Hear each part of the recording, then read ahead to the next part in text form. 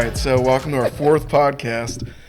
We're really lucky today to have John Sr. here today with us. He actually raised these two boys and instilled a lot of the values into Johnny and Jeff, which is what really started Inch & Co. So, John, do you want to tell us? Let me ask that first. Dad, do you know what the OG means? Do you know what OG means?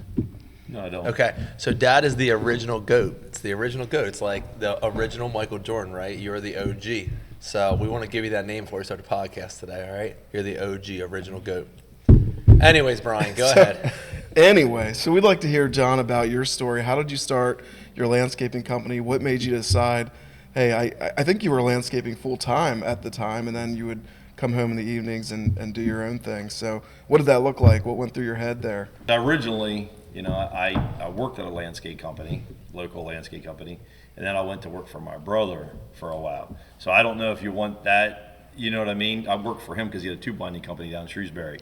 And then that was a family-run business. And then basically I left there, and then I went to Garrett Hydraulics up here on Board Road, and I worked there for, I guess it was 5 years.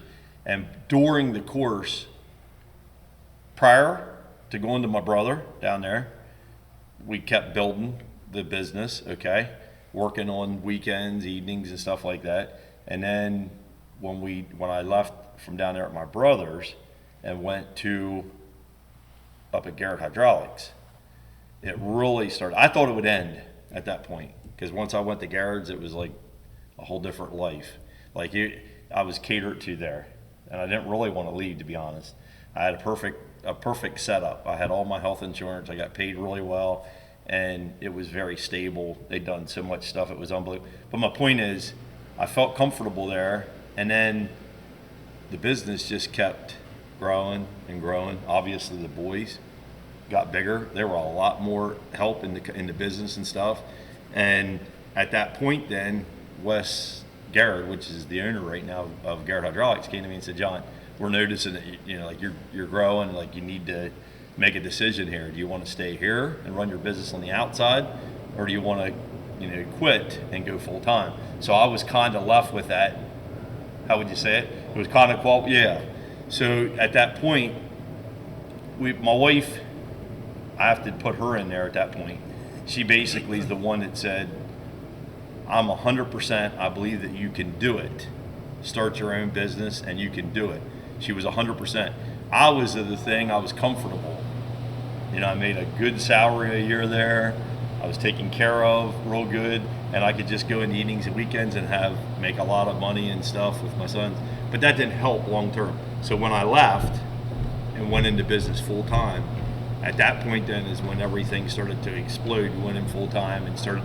But prior to that is where the actual business is actually, that's where it grew from. When I was working elsewhere even, because you kept adding accounts and it got bigger and bigger and bigger and bigger. And when I left from Garrett Hydraulics, my wife probably would correct me on this, but we had probably 500 accounts at that point. And we were doing that, my boys and myself were doing that in the evenings. Never worked a Sunday. I don't think we hardly ever worked a Sunday, but that was like Saturdays in the evenings and stuff. I mean, they would meet me, they didn't get to play sports. If they went to practice, they were just like pressing it right into practice. But we worked together, and we had a large amount of people that we worked for. And then at that point, then is when we basically just started to hire people. And Johnny, he ran the whole mowing side. Jeff, he was in the landscape side basically. And then eventually down the road, Jeff went into sales. Jeff done sales too for the company. So, and Johnny did sales while he was out on the job site. I mean, he'd sell tons of work too out there. But my point is, that's where it grew, and we had employees hired, and it wasn't just family anymore. It was bigger. I think that decision, though, was super, super hard, right? Like, I remember that decision. Johnny remembers that decision, phone in the car, where it, you had, like you said, a steady business, but you had a large company, like almost running two companies at one time. You had a company on the side. And for most people, they don't know when to take that switch. You got married when you were 16. Yes. You bought your first place, with borrowed funds from your grandma at the time. You paid her back right away. Yep. You came from not a lot. So to have the comfortability of the salary and to make the money on the side that you're making, it was a very comfortable spot where the money was good, everything was good. But however, it was getting to the place where there was almost an unlimited supply of work for you on the landscape company side. At night times, you can get more if you needed more. It was always there. However, it was taking that step out and really leaving comfortability. And I remember my mom really driving those conversations. I think she believed in you. She believed in the company. She believed in who you were. And I remember her saying, just quit, do your own thing. Yep. Well, let's give another year. Let's give another 6 months. No, quit, do your own thing. And, I think it would have been a lot easier for you had you had somebody, a rich uncle, a rich aunt, a rich dad, who you knew if you failed, they would catch you. But your whole life, especially when you started, there was nobody to catch you. Correct. Like you were going to catch yourself, and that's it. And I think that's what makes it very, very hard for some people that are out there right now, where it's like they are the breadwinner, for their entire family, not even their kids, but for their entire family, they're the breadwinner. Everybody looks up to them to make money and to provide, and that was you. And so then you had to say, hey, look, when I do this, like it's got to be a one and done deal, or else I don't have anywhere to fall back on. So true, 100%. That's right. So you built the business that big that it was time where you made that decision that I have enough customers, I can do this. What was that like? To be honest with you, again, like today how the business is, that was not my goal. My goal was to take care of my closest, like my sons, and all three of them, obviously my wife, and at that time, Brandon, worked for us too. And it was, but my vision of a business was not even close to what my sons are. Their vision is which is awesome because it provides jobs for tons of people, but my vision was more close. And some of that probably ties fast with Jeff. I was always scared I would lose like something. If you grow too big, you get financially. I've seen so many family businesses, go bankrupt and things happen. And I wanted to keep it like financially very solid, that we were taken care of, like our family, our immediate family. Where now, they're able to, be able to, I don't know, money's a little bit different than what it was then. I wasn't able necessarily, like I can still remember, this is one point that I'll never forget. When we did want to start the business, my wife was pretty good with trying to like finances, top notch, loans and stuff like that. And there was a program, I don't even think it exists today, but it was called the SCORE program. And you remember that? So, but anyway, she actually filled everything out, tried to, go through that whole program. And I don't remember exactly all the details of it, why it didn't work for us, but there wasn't a lot of help readily available for a small business to be able to start out. I believe today there's a lot more stuff available for small businesses to be able to start up. And I at that time, it was kind of all on myself and my sons. It was just us. We generated income, enough money. And it did get to a point where it did grow big enough that we were kind of able to self-support ourselves. As far as money, we didn't have to always go and try to loan money or whatever. But maybe I'm jumping too far ahead, but Johnny, I think, just brought it up about her, Jeff. In the beginning, I had none. My parents, even though my dad had a construction company, I shouldn't say the company, but he did work as far as construction. He built new homes. He loved to buy properties. Like he would just, even though their income and stuff level was not very high, they liked to buy properties. I would live like 6 months of my life, I would live it up North Pennsylvania, and then I lived the other 6 months down here in York. And it would go back and forth. My dad would love to just go in and buy, 20 acres of property, and there might be an older home on it. He would fix that up, remodel it, and divide off pieces of parcels of property. Subdivide, yeah. And then and that's basically how they made their money. Over the years. My mom did work in a sewing factory to help supplement income in the home. But that's basically how they made it. And they would buy, even when they didn't buy a parcel of property, sometimes it was just a house. They would buy a house and basically flip it, kind of like the boys did. We'd live in it for a period of time. My dad would fix it all up, and then he'd resell it, make amount of money off of that, take it. So basically, that's the type. But starting out, my wife and I, with our sons, it was anything that we got, our first place that we had, and the boys have already mentioned this, was a mobile home over in a trailer park. And my wife's grandma actually loaned that money to us to be able to buy that. And it was $6,000. It was like it was yesterday. It was $6,000 that we loaned for that trailer. And it was actually set up with loan payments. You know, her grandma was like 80 years old. And it was set up, and it was like, I think we paid her 6% interest was on that loan. But Back to these days now. yeah. We're back to 6%. But anyways, it was for 5 years. We had it set up for 5 years, and then we paid it off in 4. And that basically started. That's basically the start of our family. At that point, you know how we, like Johnny or Jeff said, I was married. Got married when I was 16 years old. So when you got married know, when you were 16, Yeah.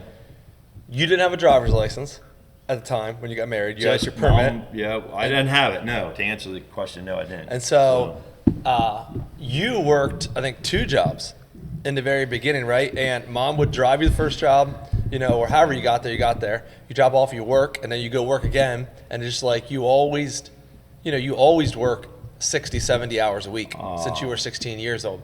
And you never, you know, I don't think you ever came off of that. When it got to the point at Garrett Hydraulics, which is the last, right before we started into the business, into the company, guaranteed 80 hours a week I worked.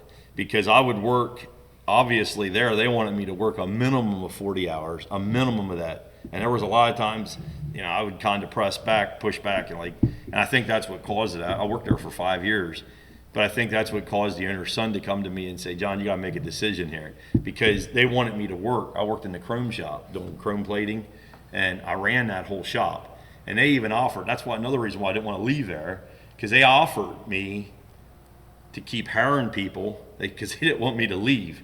They said, John, we want you to stay here, we want you to run it, because I started in the material area first, and I got the material area all set up, and then they hired my brother, my oldest brother. He actually came in, and he worked in that area where that I got everything set up, and I moved to the chrome plating shop, and I got that streamlined, and they didn't want me to leave. They begged me to stay and said, John, we'll hire, if we hire 2 more people, and we'll leave you, have off a couple days a week, you know, however you want.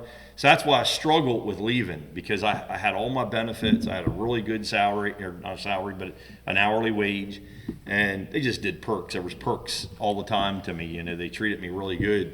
And it's like, at that point, I probably made the most in my life at that point, because even though then you went into business, and I guess that'll tie into some more as we go on here with questions, but that ties in, you know, when you own a company and you own a business, you create tons of jobs, you make tons of money. There a lot of money comes in, but you recycle though too. A lot of it goes back out. You got to pay, you know, the people that work, you know, and just all the costs, taxes, and everything. I think what you did though is probably what a lot of people don't want to do, right? Yeah. In the beginning, everybody's like, they want to start a business, and they quit and they go start a business. Yeah. I think a lot of times the best way to do it is to have that side job where you're making a great income and you're saving that money, and then you're building the clientele, and you're putting those 90-hour weeks in for 3 to 4 years at a time in order to be able to slide from your full-time job into your side business and really take off. And I think people miss that part where, you know, they get a great idea and the next day they're quitting their job, and then, you know, they don't understand that they're being buried quickly. So I think you kind of took that step in that part. But I think, you know, a lot of my memories too is, you know, our mom was really instrumental too in working hard. Like she said, she was our full-time accountant, Yep. full-time teacher, Yep. full-time house cleaner, full-time parent, cook, chef. So she kind of wore a lot of hats too. And I remember even to the point where, you know, if we'd be out till 11 o'clock at night with the headlights of the truck finishing a job and we didn't get it finished, I remember jumping in the truck with mom the next day, Johnny in the middle, I'm on the side. My dad goes to work at his full-time job. My mom's driving the big dump truck to the job site. John and I are getting out, and we're finishing 2 wheelbarrow loads of mulch or whatever, you know, finishing up the job because, you know, my dad had to go back to his other job and want to get that done so we get to the next job that night. So it was, you know, that support system is critical too, and being able to scale a business, being able to grow a business is, you know, picking that person that really can support you and got your back. And my mom, you know, obviously didn't come from a lot either of money. So, you know, it's 2 people that wanted to make something that they never had before. And I think that's what's really important is that, coalition of support coming behind you. I could have never did it by myself. If it wouldn't have been for my sons, my daughter, it's not that my daughter, she was just more in the background. She never really helped in the business at all. She wasn't in that at all. But Jeff's 100% right. My wife would do whatever it took in order to support the business, whether it meant going to pick up plant material by herself with a trailer, which she didn't like to tow trailers, but she would go and tow a trailer to go pick plant material in Lancaster or somewhere. But my sons were my biggest. If you didn't have that, if you don't have, like Jeff just said, if somebody tries to start a business and you're all by, it's possible. Don't misunderstand me. I'm not saying nothing. Anything's possible. But you have support of somebody around you, and it doesn't necessarily have to be a son. It could be a friend. It could be somebody that's a close friend to you or whatever. But that support, that network of having people, support you and to help. And sometimes they don't get a lot of pay, and they also don't get a lot of credit. And that's where my sons come in.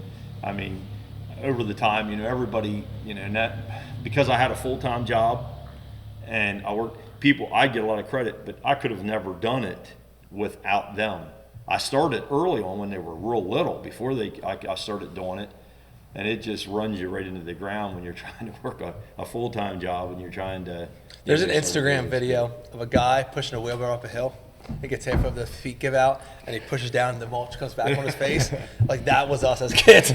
That video was recreated a lot of times in our life. But fast forward from Garrett's to that next step. Even when you did say, let's go into our own business, and I could vividly, with my photographic memory, look back and see you in the front seat, mom in the passenger seat, and you crying, saying, I can't do it. I don't know if I can do it. I'm not sure. I'm going to be giving up everything. And mom saying, you can do it. I know you can do it. I know you can do it. And that support system, it sticks out in my mind, and it's just been the differentiator in our lives. But going then fast forward, even when you did make that commitment to going into your own business, you still resorted back a little bit and you went in reverse and you got a job at UPS. Correct. Early morning, and you would start at 4 a.m, get back at 8 a.m. You'd have breakfast, and then we'd go right to work. Yeah. That was for benefits, so we had health insurance. Yeah, that was. I didn't necessarily want to do that, and it was super short term. I'm talking days. I don't even know if it was a couple weeks, and that was basically again just fear. I left Garrett's. I had to make that decision, and then once you leave there, I don't think the average person realizes what it takes to have a business. Some people are just fortunate. Like, in other words, maybe they've grown up in a family that had a business and it's handed to them. That's one thing. My sons didn't get a business handed to them. My sons have worked from day one. They've worked hard.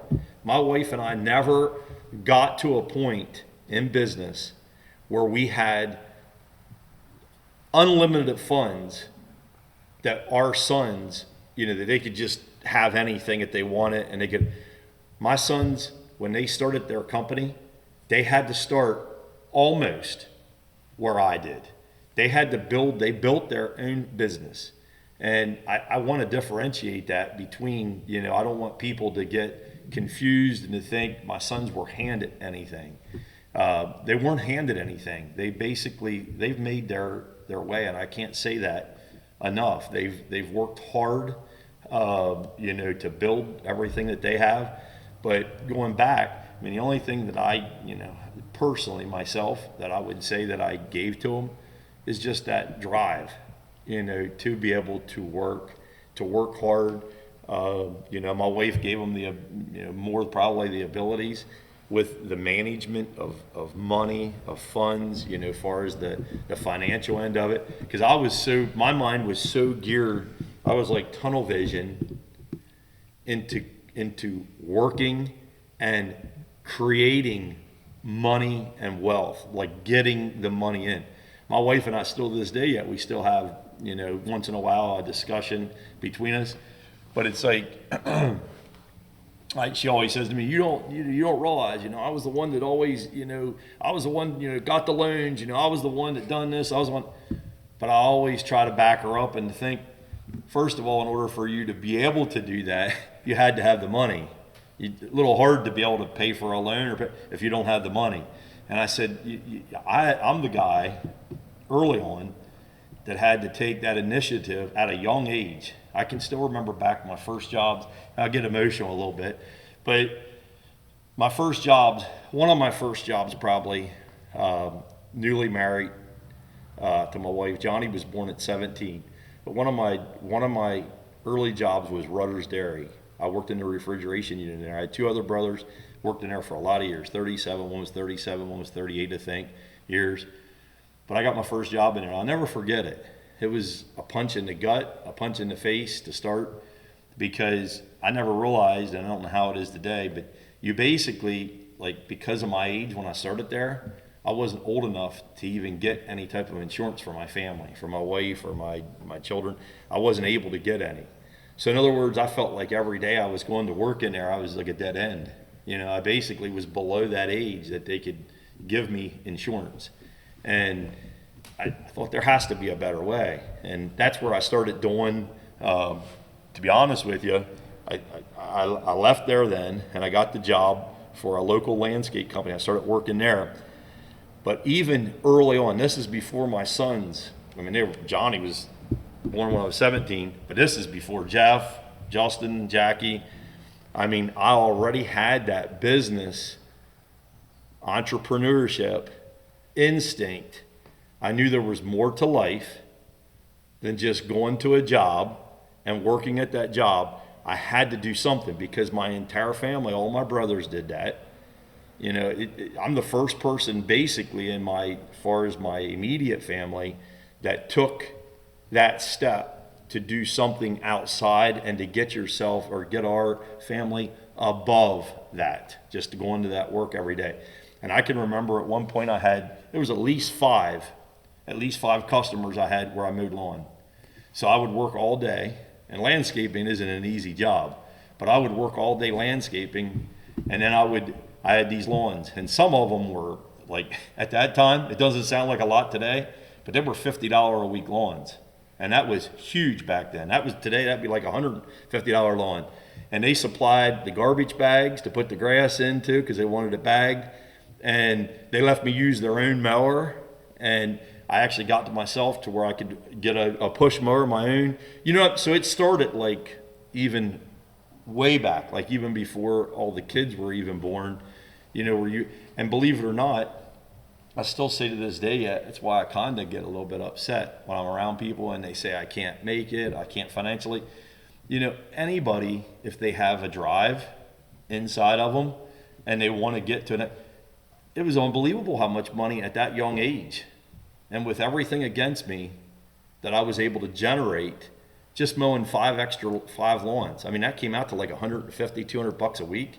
At that time, that was a lot of money. It's like doubling your income. Yeah, I was exact 100%. Yeah. Mm-hmm. And it's like, you know, at that point, that's what catapulted us to be able to financially, you know, it was a difference of continue to grow and continue to move on in life and go. Yeah. So can we talk about child labor for a little bit? So when you guys were, what age did you guys start working?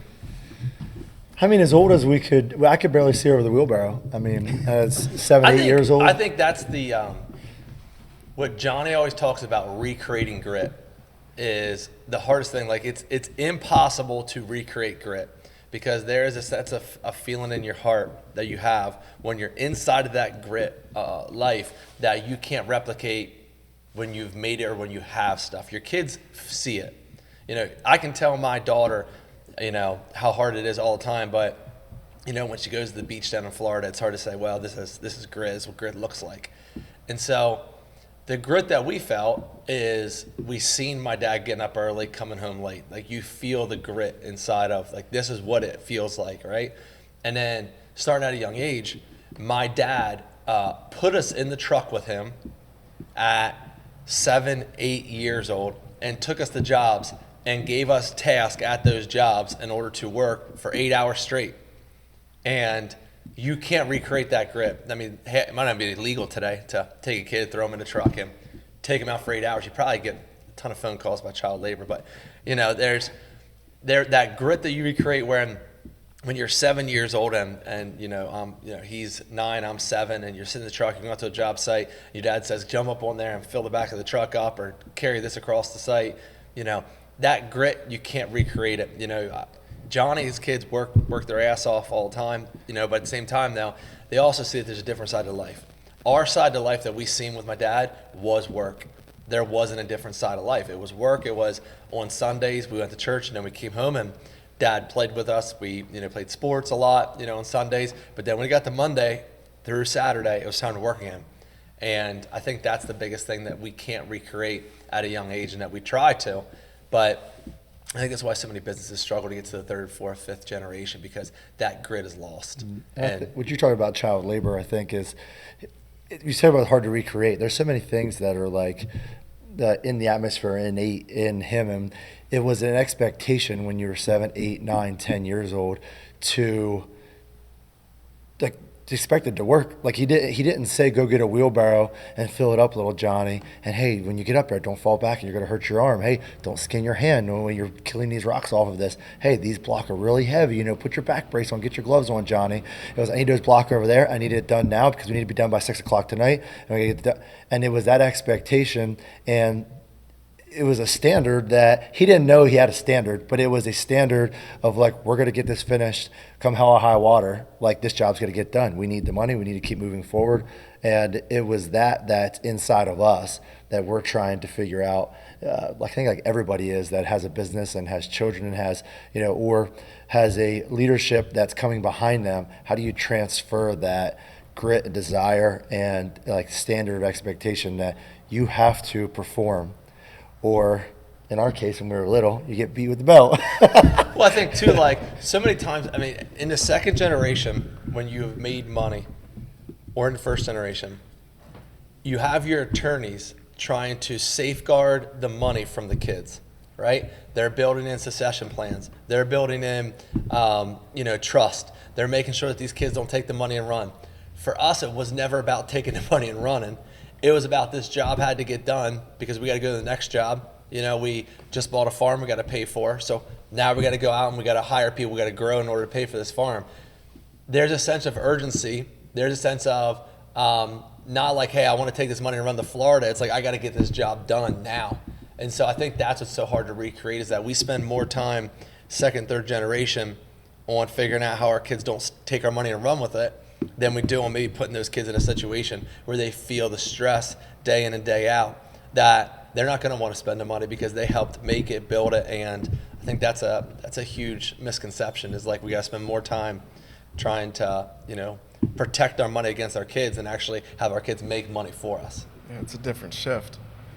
You guys tried to recreate the image sitting in the truck just the other month, right? Oh yeah. It was the exact same. It was, if anybody's seen that on Facebook, the pictures that I put on, it was the exact same image of what we looked like go back 25 years. We all sat in the front of an old F-350 truck, 4-speed, and whoever got to sit in the middle beside Dad, had to watch out because if he was eating cereal, shifter came between your legs. Well, yeah, 100%. Yeah. If he's eating a bowl of cereal early in the morning, you might have to get second gear and third gear rocking. But the excitement and the fun of work that we created, and we could have taken it a bunch of different ways, and we could have been bitter and angry because we didn't get to do things with our friends like everybody else did. But Dad always made it such an energy event, like high energy, high octane, and that's how it's in our blood. But we had fun. I don't look back on my younger life when we were a kid and say, man, I wish I wouldn't have worked like that. It was exhilarating. Trying to get a job done, knowing we had to get it done. And we played church softball here and there when we were younger, and we had things in the evenings that we would love to do. But it gave us a drive to get it done by then. And one thing that really made Jeff and I mad a lot of times growing up is it was like my dad had an innate nature or an innate ability to know when we had things going on in the evening. And Jeff and I would have in our minds, we're like, hey, we got here to the job at 2 o'clock in the afternoon. We finished the job in the morning. We can be done this job by 6:30, so we could be back to the house by 7. And hey, we're going to go with our friends tonight. We're going to do this. We're going to do that. 5:30, 6 o'clock, Dad decides we're going to finish another job. Or we're going to finish more of this job than we were originally going to finish when we got there today. And then we would have to work twice as hard to try to still hit that deadline at 7 o'clock at night. And we were angry back then, and we knew like, you know, Dad was just kind of playing games with us or wanted to get the job done faster, but it built I would up- say if you it drive built around us. York County, like nowadays, you probably wouldn't see people with the headlights turned on finishing jobs. Like that just doesn't exist, right, in America anymore. And I would say, you know, now, you know, you can, you know, back when we were, you know, growing up, you could probably drive through York County at least once a week and see headlights turned on and us finishing jobs, you know, with the headlights on, you know, working. So I think probably, and I don't even know if my dad remembers this or not, probably my craziest story with my dad's, you know, drive was that we were doing a job off of Queen Street, and we lived up close to Emmetsville, and you know it was like a Saturday trying to get it done. He needed to move 2 pieces of equipment down there. He had 2 trucks, but only had one person. That was him. I was 15 and a half years old, and so we put the skid loader on the trailer, and he said, "Just follow me down 83." I said, "Dad, I don't have a license." He said, "You'll be fine. Just just follow right behind me. You know, we'll go in the safety lane and we'll get the hoy down there." And I remember getting behind that steering wheel, and I was 15 and a half with a skid loader in the back and a trailer in the back, and DOT would have just made heaven with us, and just went the hoy down, got off Tyler Run, made a left, and pulled in there, and we were safe. But that's that drive. Although I wouldn't recommend necessarily doing that all the time. That's that drive that, you know, we had to get something done. He was willing to do whatever it takes to get it done. That's really cool. All right, scenario.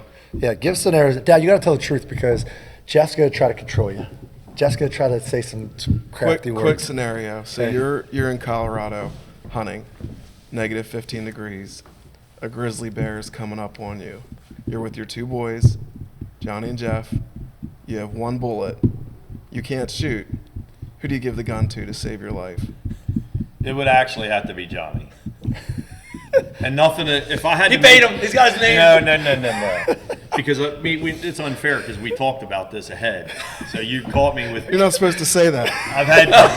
We're live to the whole world. I've had a little bit of time to think. So whatever. You can edit that out. But if I was going to rely on somebody, Johnny would probably take just a hair longer before he fired. He would fire, but he would take a hair longer to think about it before he shot. And you just said the key thing is one shot. So my point is, I'm going to put it in somebody's hand that I know is going to take a little bit of time to think about it, you know, before they do it. So, but nothing against Jeff, as far as who's a better shot or not. I mean, I probably would have to go with Jeff. If we're all shooting together and we're practicing, you know, it would be Jeff. We know that. From a shot We know that. standpoint. But, Jeff, Or do you just get Justin out of the truck and tell him to come wrestle the bear? well, There's always the brother. that's a whole different story with Justin. 'Cause I just have to be scared, you know. The bear might get hurt. The bear might get hurt. Yeah. Who was the better worker growing up? Oh. I feel this is a very easy question, Dad. You know how to think about it. Yeah, this one here, I just have to, you know, just say it. He's got to pray about it. He's No, got to pray I about don't have to pray about it. Say it. But it's gonna offend Jeff. Just say that it. Johnny's. it. Okay, That's 2-0, Jeff. Who's the best salesperson to put food on the table, work on the table? Jeff, hands down, is the best salesperson there is. 2-1. There So ain't Johnny- no- So Johnny got to work on my salesman job, / mascot. Sales is very, very subjective. Johnny's term. the best. Now let me mascot. tell you something. There's another lesson here. Okay, Lessons. Jeff is the best salesperson. He's tremendous. But don't short Johnny on sales, because there's something about Johnny that Johnny has, and I'm not trying between the 2 boys. We but can there's wrestle this something- out. That's fine. There's something. Yeah, I'm glad you're there's in between something them that I've today. noticed between them now, and that's changed maybe a little bit over time now as the business is growing and expanded and got a lot bigger. But Johnny was more authentic. So my point is, when he would go out to a customer and he would talk, He Jeff would could give him the sell- job for free. Well, he would that's- give him the job for free. True. It's easy to give But stuff he away. was- Everybody likes a clown and He ice was cream. more authentic, you know, with when he's talking to somebody, he would be slower, the way he handled, and somebody might trust him a little quicker, you know.